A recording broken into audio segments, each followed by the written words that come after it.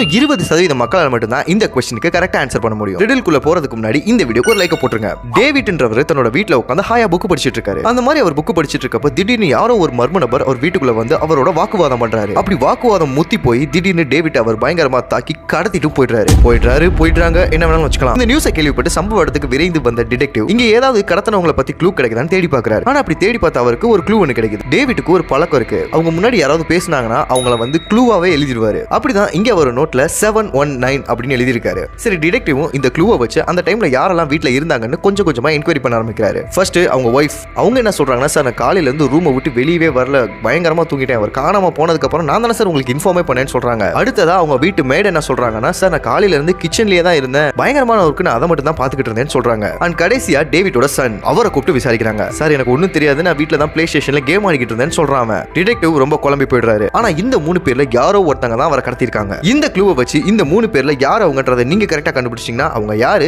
என்ன ரீசன் அப்படின்றத கமெண்ட்ல சொல்லுங்க. கரெக்டா ஆன்சர் பண்றவங்களோட கமெண்ட்டை நான் ஃபர்ஸ்ட் கமெண்ட்ல பின் பண்ணி வைக்கிறேன். ஒருவேளை உங்களால கரெக்டா கண்டுபிடிக்க முடியல அப்படின்னா உங்களோட ஜீனியஸ் ஃப்ரெண்ட் இருப்பாங்கல்ல, அவங்கள்ட்ட ஷேர் பண்ணி அவங்கள்ட்ட கேளுங்க.